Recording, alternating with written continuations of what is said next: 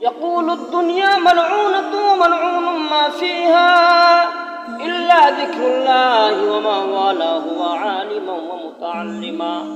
বাজান দুনিয়ার মধ্যে কোনো জিনিসের দাম নাই, কোনো জিনিসের শান নাই, একমাত্র দুনিয়ার মধ্যে ইয়াকুলুদ দুনিয়া মালউনাতু মালউনুম মা ফিহা ইল্লা যিকরুল্লাহ।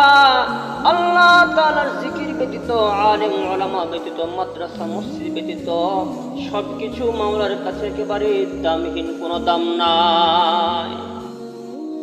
রব্বে কারীম বলতেছেন, ও দুনিয়ার মানুষ শুনে নাও, ও দুনিয়ার মানুষ শুনে নাও, তোমাকে আমি কি জন্য বানিয়েছি। তুমি যদি মনে করো আমি তোমাকে অনর্থক বানিয়েছি, আফাহাসিবতুম আন্নামা খালাকনাকুম আবাসা ওয়া আন্নাকুম ইলাইনা লা তুরজাউন। আমি তোমাকে অনর্থক বানাই নাই মুসলমান।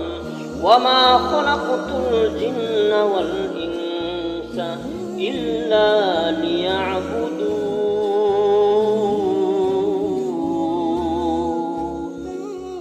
जन्नत दो जोख से या रब क्या करूं, आरज़ू है मैंने तुझे देखा करूं।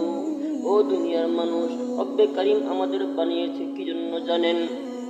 রব্বে কারীম আমাকে আপনাকে বানাইছে একমাত্র মাওলার দাসত্ব করার জন্য, দুনিয়ার মধ্যে সিজদা করার জন্য, দুনিয়ার মধ্যে ভালো ভালো কাজগুলো করার জন্য, সুদ থেকে দূরে থাকবো সেই কাজটাই করার জন্য, ঘুষ কখনোই ঘুষটা না বলবো সেই কাজটাই করার জন্য। দুনিয়ার মধ্যে জিনা ব্যভিচার কিছুই করা যাবে না।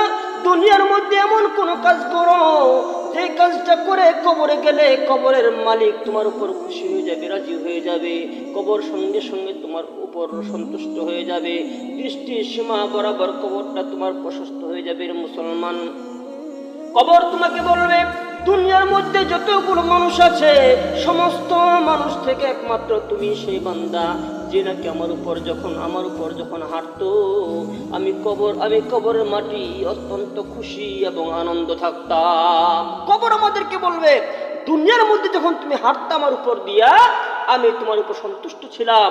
তো শুনো, আজকে তুমি আমার কোলে এসেছো, চিন্তা নাই।